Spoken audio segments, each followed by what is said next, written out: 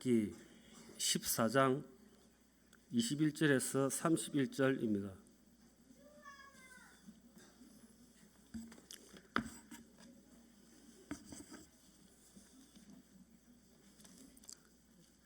제가 봉독하겠습니다.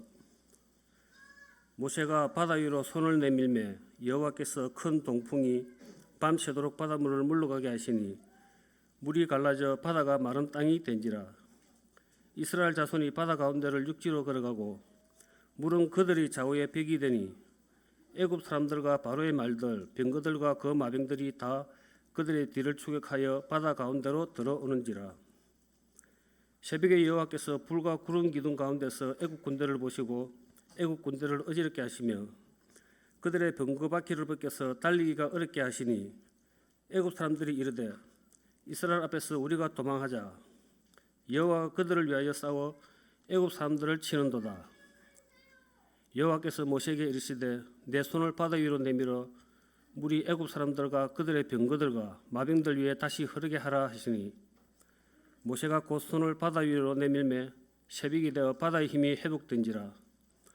애굽 사람들이 물을 거슬려 도망하나 여호와께서 애굽 사람들을 바다 가운데 엎으시니 물이 다시 흘러 병거들과 기병들을 덮되 그들의 뒤를 따라 바다에 들어간 바로의 군대를 다 덮으니 하나도 남지 아니하였더라. 그러나 이스라엘 자손은 바다 가운데를 육지로 행하였고 물이 좌우에 벽이 되었더라. 그날에 여호와께서 이같이 이스라엘을 애굽 사람의 손에서 구원하시매 이스라엘이 바닷가에서 애굽 사람들이 죽어 있는 것을 보았더라.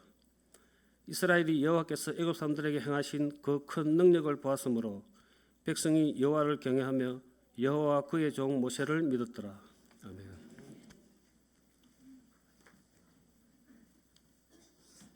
찬양하도록 하겠습니다. 너는 시냇가에 1절 하도록 하겠습니다.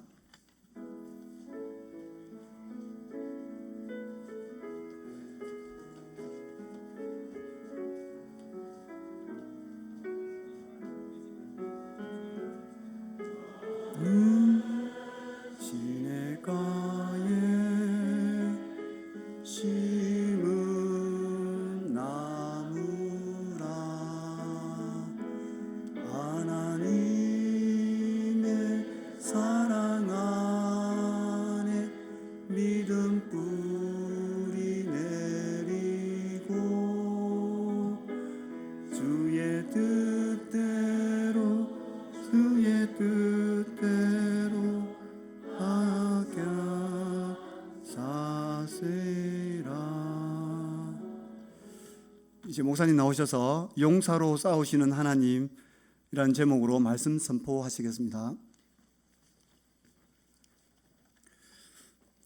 원래 남전도에 순회 헌신 예배가 있으면 우리 오후 프로그램을 잠시 중단을 하고 지금까지는 따로 본문을 정해서 그렇게 설교를 했었습니다. 그런데 이번에는 설교 본문을 따로 준비를 했다가 가만히 한번 생각을 해보았습니다. 남전도의 순회 헌신 예배의 의미가 무엇일까?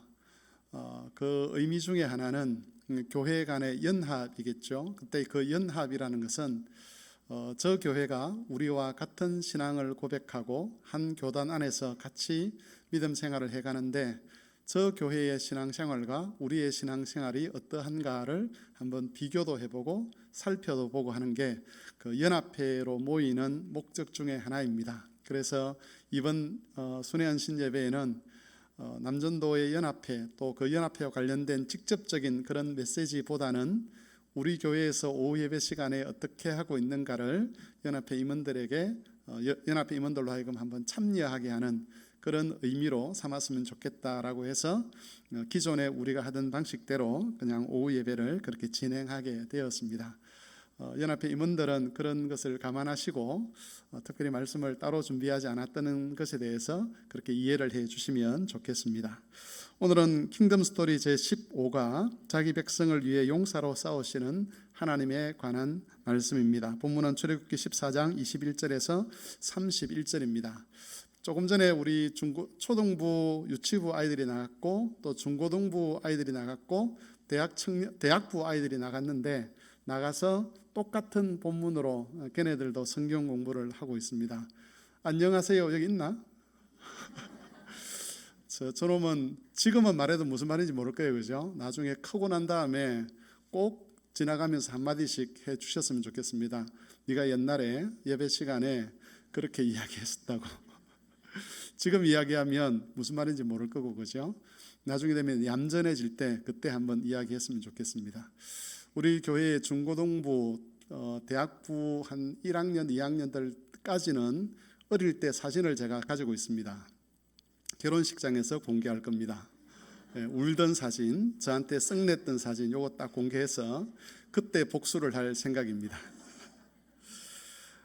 오늘은 하나님께서 이스라엘 백성들을 애굽에서 인도하여 내셔서 홍해가로 이끌어 가시고 거기서 전쟁을 통해서 이스라엘을 구원하신 내용에 대해서 세 가지 주제로 살펴보도록 하겠습니다. 하나님께서 애굽에서 나온 이스라엘 백성을 바로 가나안 땅으로 인도하지 않으시고 바닷가로 인도를 하셨습니다. 이 바닷가가 정확하게 어디인가에 대해서는 학자들 사이에서 논란이 됩니다. 우리가 지도를 보면 이스라엘 백성들이 홍해를 건넜다라고 제시되어 있는 그 지도들이 주로 많은데 그런 일반적으로 말하는 곳도 되지만 또 어떤 사람은 다른 곳을 주장하기도 한다는 것이죠. 그래서 정확하게 그 위치가 어딘지는 알 수 없지만 분명한 것은 하나님께서 이스라엘 백성들로 하여금 도망갈 수 없는 지역으로 이끌어 가셨다는 겁니다. 뒤에는 바다가 있고 앞에서는 애굽 군대가 몰려오는데 그래서 도망갈 수 없는 그런 상황에 직면하도록 하나님께서 이스라엘 백성을 그런 곳으로 인도를 하셨습니다.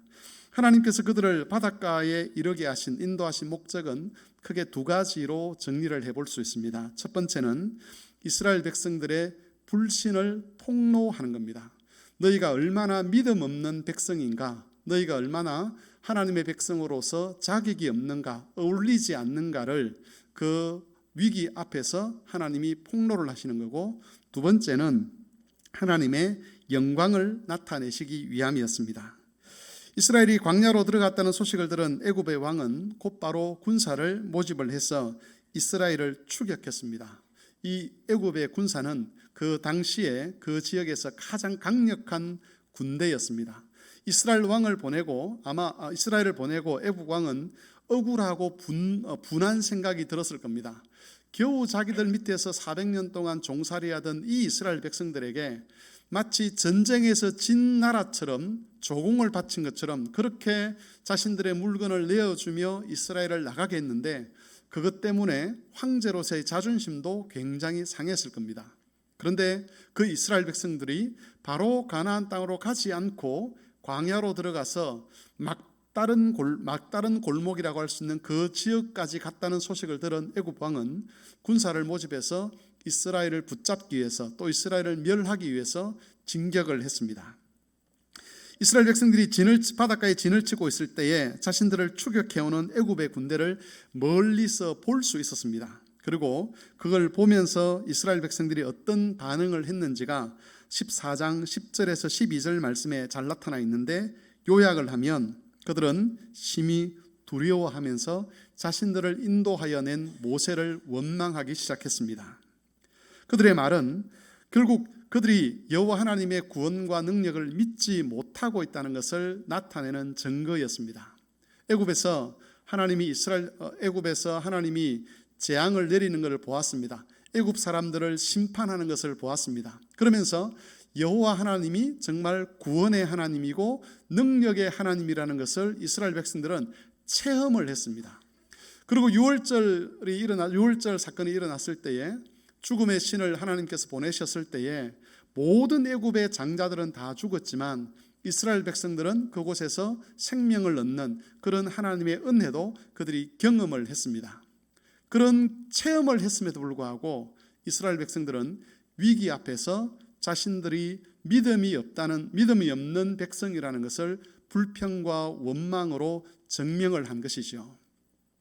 우리는 이것을 통해서 어떤 이적을 체험하고 기적을 체험했다고 해서 사람의 믿음이 강화되거나 그것 자체가 사람을 온전한 믿음으로 인도하는 것이 아님을 알게 됩니다. 이적이나 기적, 우리가 평소에 체험할 수 없는 그런 신비한 어떤 능력을 경험했다고 해서 우리에게 믿음이 생기고 그것 때문에 하나님 앞에서 더 잘 살아가고 더 온전하게 살아가는 것은 아니라는 거죠. 그걸 하나님께서 구약 역사를 통해서 우리에게 다 보여주셨습니다. 기적과 이적을 체험했던 사람들이 어떻게 하나님을 배신했는지, 어떻게 하나님 말씀을 직접 들었던 그들이 하나님을 떠났는지를 우리는 역사를 통해서 볼 수가 있습니다. 어쨌든 하나님 이 사건을 통해서 이스라엘 백성들이 믿음이 없다는 것이 폭로가 되었습니다. 그렇다면 하나님은 왜 이런 그들의 믿음 없음을 폭로하셨겠습니까? 그들 스스로 그것을 드러내도록 했겠느냐는 거죠. 하나님이 어떤 심술이 있어서 봐, 너희들 정말 못된 놈이야, 그걸 알리기 위해서 그렇게 하신 것은 아니실 것입니다.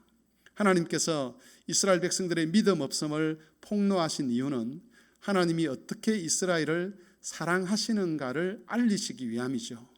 너희가 잘나고 너희가 똑똑하고 너희가 원래부터 믿음이 뛰어나고 그래서 내가 너희를 제사장 나라로 삼고 내 소유로 삼고 거룩한 백성으로 삼은 것이 아니다라는 것을 하나님께서 이 장면을 통해서 이스라엘 백성들에게 말씀하시는 것이죠. 너희는 옛날에도 믿음이 없던 백성이고 지금도 믿음이 없는 백성이고 옛날에도 신실하지 않았고 지금도 신실하지 않는 백성이다. 그러나 내가 아브라함과의 언약을 기억하고 너희를 불러 내 소유로 삼았고 제사장 나라로 삼았고 거룩한 백성으로 삼았다는 것을 하나님께서 알리시는 것이죠. 여러분, 이스라엘 백성들만 믿음이 없는 그런 족속인 것이 아니라 사실 이스라엘 역사는 결국 우리의 역사를 반증하는 것이라고 그렇게 말을 할 수가 있습니다. 이스라엘 백성들의 그 실패와 그들의 믿음 없음을 보고 하나님께서 우리로 하여금 야, 저놈들 정말 믿음 없구나, 그렇게 생각하도록 하기 위해서 그 역사를 우리에게 보여주는 것이 아니라 그들의 모습을 통해서 우리의 모습을 찾도록 하는 거죠. 보도록 하는 겁니다. 다시 말하면 우리 역시 믿음 없는 사람이라는 겁니다. 만일 하나님께서 약속하신 은혜를 따라 우리를 붙들어 주지 않으신다면 지금 우리가 가지고 있는 이 믿음을 위기 앞에서 우리는 다 놓아버릴 겁니다. 어떤 사건 앞에서, 우리를 위협해오는 그런 환경 앞에서, 또 어떤 고민과 염려 앞에서 우리도 이스라엘 백성들처럼 언제 하나님의 은혜를 받았느냐라는 그런 식으로 하나님을 원망하고 불평하면서 하나님께 등을 돌리는 그런 존재가 인간이라는 존재라는 거죠. 그러면서 하나님께서 강조하시는 것이 그겁니다. 혹 너희는 나를 버릴지라도 나는 너희를 버리지 않겠다라는 하나님의 이 약속, 이 은혜를 하나님께서 강조하는 겁니다. 우리가 신실하게 살아야 합니다. 거룩하게 살아야 합니다. 하나님의 언약의 말씀대로 살아야 합니다. 그러나 하나님께서 우리를 그리스도의 백성이 되게 하고 교회가 되게 하신 것은 우리가 그만큼 잘 살았기 때문에 그런 것이 아니라 우리의 부족함, 우리의 믿음 없음, 우리의 신실하지 않음에도 불구하고 그리스도와 하나님께서 맺으신 그 언약 때문에 우리를 붙들어 주시는 것이죠. 그리스도 때문에 우리를 하나님의 백성이라고 여전히 불러주시고 여전히 우리를 하나님의 자녀라 그러시고 우리의 아버지가 되시는 것을 하나님께서 기뻐하시는 겁니다. 그래서 여러분, 혹 실패했을 때, 혹 좌절했을 때, 혹 믿음 없는 사람처럼 행동했을 때 우리 스스로 하나님 앞에 겸비해야 되는 것은 맞지만 그것으로 여러분을 자책하고 그 실수와 실패를 하나님을 떠나는 계기로 삼지는 마시기를 바랍니다. 우리는 연약하지만 하나님께서 우리를 버리지 아니하실 것이고 그리스도께서 사라지지 않는 이상, 그리스도의 언약이 파괴되지 않는 이상 하나님께서는 그 언약 안에서 우리를 품어주신다는 것을 기억하고 살아가시기를 바랍니다. 두 번째로 용사로 싸우시는 여호와 하나님입니다. 하나님께서 이스라엘이 가던 길을 돌아서게 하신 목적이 있습니다. 14장 2절을 보면 돌이켜라는 단어가 있는데 이건 가던 길을 돌아서 다시 이쪽으로 인도하셨다는 그런 의미인데 하나님께서 이스라엘 백성을 돌아서게 하신 두 번째 목적은 하나님의 영광을 나타내기 위함입니다. 이스라엘이 광야로 들어가면 애굽의 왕의 마음이 교만해져서 이스라엘을 추격해 올 것이라는 것을 하나님은 아셨습니다.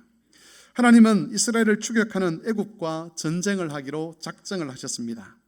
두려워하고 원망하는 이스라엘 백성들을 향해서 모세의 입을 통해 하나님이 말씀하시죠. 그것이 14장 13절 14절에 있습니다. 너희는 두려워하지 말고 가만히 서서 여호와께서 오늘 너희를 위하여 행하시는 구원을 보라.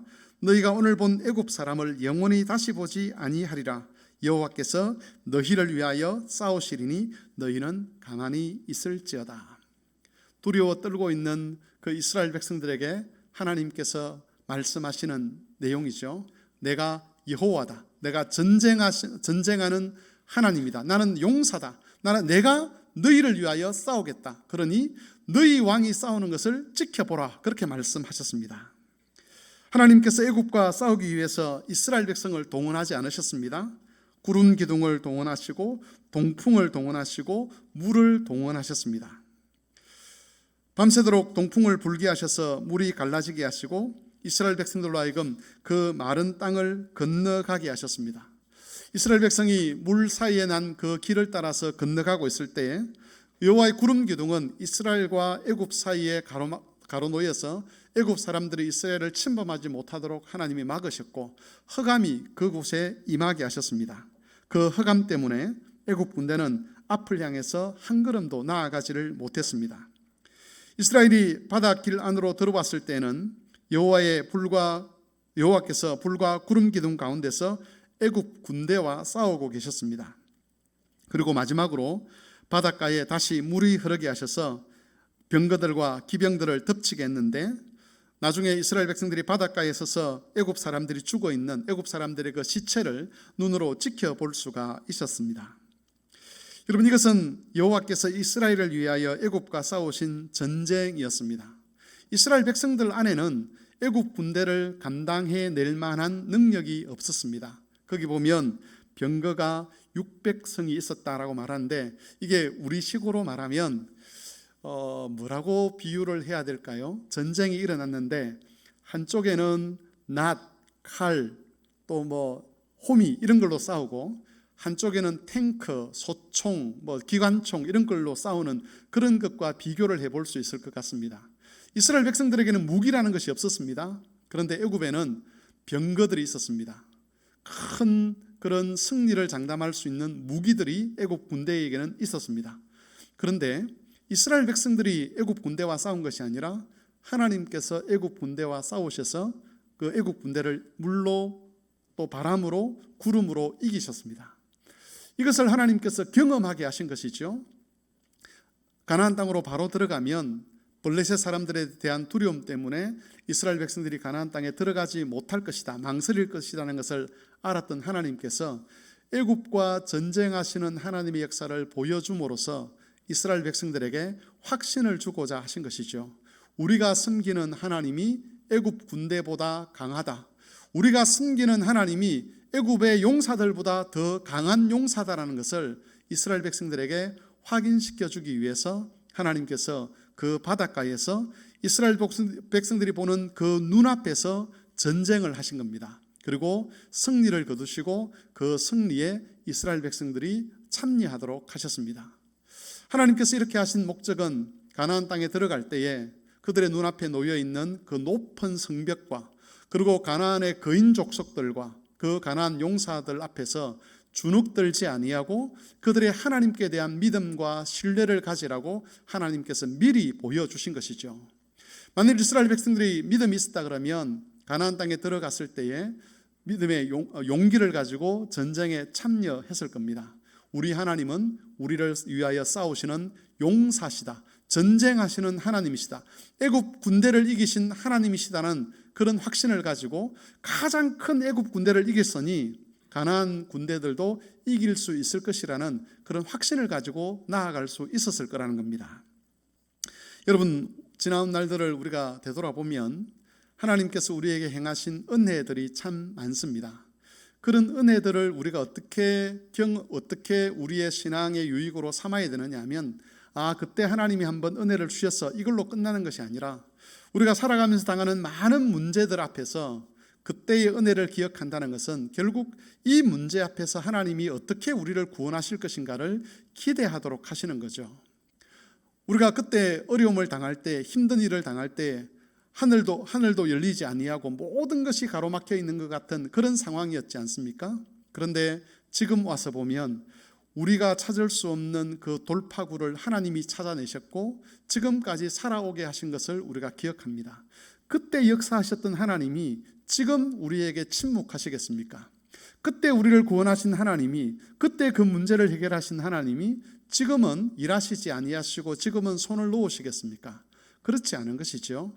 그때 일하셨던 하나님은 지금도 여전히 일을 한다는 겁니다. 그래서 하나님의 은혜에 대한 체험이 있다면 그 체험을 옛 기억 속에 묻어두는 것이 아니라 새로운 문제들을 만나고 새로운 상황에 우리가 직면할 때에 그 은혜 받았던 기억들을 가지고 이 상황을 해석하고 이 상황을 믿음으로 극복하는 도구로 사용할 수 있어야 한다는 겁니다. 무엇보다도 우리가 기억해야 될 것이 있는데 그건 바로 예수님의 십자가 죽음입니다.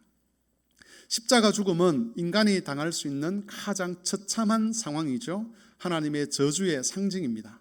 하나님께서 자기 아들을 십자가에서 죽이시면서까지 우리를 사랑하셨다는 그 기억, 그것을 기억하도록 하기 위해서 예배를 매주마다 모이게 하고 매주마다 성찬을 하게 하셨지 않습니까? 그것을 기억하면서 우리가 어떻게 적용해야 되느냐? 그 아들까지 죽이시며 우리를 구원하고자 하신 하나님께서 이 문제 앞에서 물러서시지 않을 것이라는 그런 확신을 우리가 가져야 하는 것이죠. 애국 군대를 수장시키신 하나님의 그 전능하심과 영광을 가나안 땅에 들어가면서 기억하고 그 영광에 근거해서 믿음과 확신을 가져야 되는 것처럼 예수 그리스도께서 십자가에 죽으셨다는 그 사실, 하나님께서 거기서 우리를 구원하셨다는 그 사실을 기억하면서 우리가 직면하는 수많은 어려움과 난관들 앞에서 하나님이 절대 우리를 버리지 아니하실 것이라는 그런 확신으로 살아가야 하는 겁니다. 세 번째로 애굽의 사슬을 끊어내신 여호와 하나님입니다. 애굽의 추격에도 이스라엘은 바다를 건넜습니다. 애굽 군대는 몰살을 당했습니다. 이것은 여호와께서 이스라엘을 위하여 싸우신 결과였습니다.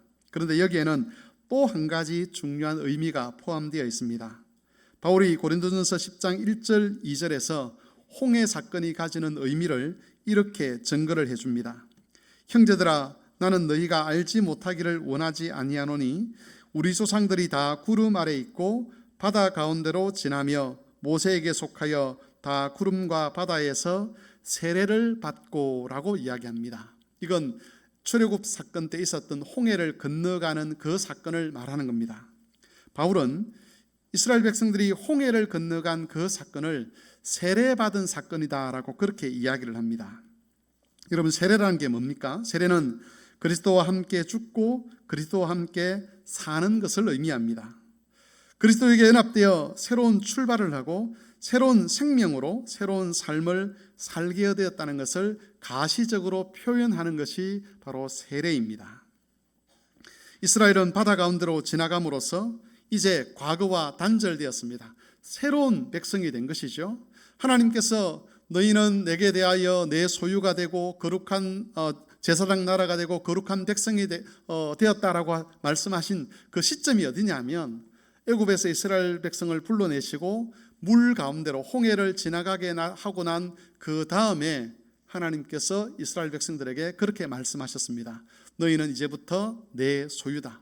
너희는 이제부터 제사장 나라다. 너희는 이제부터 하나님의 거룩한 백성이다라고 그렇게 말씀해 주신 겁니다. 이 홍해 사건을 기점으로 이스라엘은 과거와 단절된 새로운 하나님의 백성이 되었습니다. 이제 더 이상 애굽 사람들과는 상관이 없는 거죠. 이전에는 종이었지만 이제 더 이상 종이 아닙니다. 이전에는 노예로 살았지만 애굽 사람의 수하로 살았지만 이제는 하나님의 백성으로 살게 되었다는 겁니다. 여러분, 이스라엘 백성들만 세례를 통해서 그런 복을 누린 것이 아니죠. 오늘날 여호와께서는 오늘날 그리스도의 이름 안에서 우리로 하여금 물 세례를 받게 하십니다. 지난번에 세례할 때에 제가 물을 이렇게 찍어서 바르는 것을 보셨죠? 원래는 어떻게 하는지 아시죠? 그죠? 원래는 어떻게 하죠? 강에 가서 사람을 푹 잠그죠. 머리까지 다 잠기게 하고 난 다음에 일어서게 합니다. 그 잠기는 것이 뭘 의미하느냐 하면 물 가운데로 지나가는 것을 의미합니다. 죽음이죠. 물에 잠기는 것은 죽음입니다. 우리도 혹 가능하면 여기 세례조를 만들어서 푹 담갔다가 끄집어내고 이러면 참 좋겠지만 교회 역사에서 성경을 연구하던 분들이 꼭 그렇게 하지 않아도 된다라는 것을 확인하고 이 흉내를 내는 겁니다. 물을 뿌리는 것을 통해서 죽는 거다, 그리고 살아나는 거다, 그렇게 알려주는 겁니다. 우리는 세례를 받음으로 새로운 백성이 되었습니다. 과거와 단절된 것이죠. 과거에 내가 어떠한 사람이었는가 하는 것이 이제 하나님 앞에서는 아무런 중요한 요소가 되지 못합니다. 과거에 우리가 긍정적으로 이야기할 요소가 있을 수도 있고 또 부정적으로 이야기할 요소가 있을 수도 있는데, 그리스도를 알기 전에 있던 그 모든 것들에 대해서 이제는 단절되었다라고 이야기하는 겁니다. 그래서 사람들 중에는 혹 우리의 과거를 가지고 우리를 비난하거나 우리를 칭찬하거나 그렇게 할 수 있지만, 하나님은 우리가 그리스도를 알기 이전에, 세례받기 이전에 어떠한 모습이었는지 그것 가지고 우리를 비난하거나 우리를 칭찬하거나 하지 않습니다. 우리는 새로운 신분을 얻게 되었습니다. 이스라엘이 애굽과 단절되듯이 우리도 과거와 단절되었습니다. 이제 하나님의 새 백성이죠. 새 백성은 새 백성의 이름답게 살아가야 합니다. 그리스도인이라는 이름, 성도라는 이름에 걸맞게 살아가야 하는 것이죠. 물론 우리 안에서 우리가 사람으로 살고 있기 때문에 과거에 저 사람이 어떠했는데 이런 생각들을 하지 않을 수는 없지만, 하나님께서 그 사람의 과거를 잊었다면 우리도, 옆에서 지켜보는 우리도 가능하면 그 사람의 과거를 잊어버리는 것이 좋을 겁니다. 노력을 해야 되는 것이죠. 그리고 특별히 본인은 더욱더 과거로부터 벗어나야만 합니다. 좋았던 기억이든 좋지 않았던 기억이든 그리스도를 알기 이전에 있던 우리의 신분, 우리의 모든 영적 상태는 이제 세례를 통해서 우리와 단절되는 것이죠. 이제는 새로운 신분과 새로운 생명으로 그리스도인으로 성도로 살아가야 합니다. 그것이 하나님께서 세례를 받게 하신 목적입니다. 여러분, 우리는 영광스러운 신분의 사람으로 변화되었습니다. 하나님께서 그렇게 우리를 세워주셨습니다. 사람으로부터는 어떤 평가를 받을지 모르겠지만 우리가 염두에 둬야 될 진짜 평가는 하나님의 평가입니다. 사람들의 평가는 그리스도가 다시 오실 때는 아무 의미 없이 사라져 버릴 겁니다. 유일하게 의미 있는 한 가지 평가, 그게 바로 예수 그리스도로부터, 하나님 아버지로부터 우리에게 주어지는 평가지요.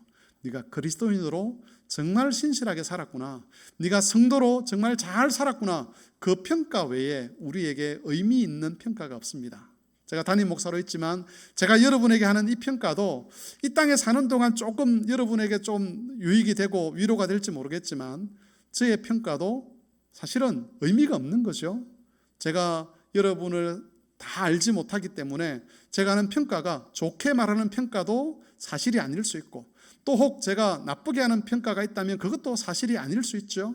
모든 것을 아시는 주님으로부터 오는 그 평가 외에는 우리에게 의미 있는 평가가 없습니다. 그러므로 이제는 과거의 사람으로 살지 마시고 새로운 신분으로 하나님 주신 새 백성으로 새 삶을 살아가는 그런 성막의 모든 교우들이 되시고 또 우리 연합회 임원들이 되실 수 있기를 주님의 이름으로 축원합니다.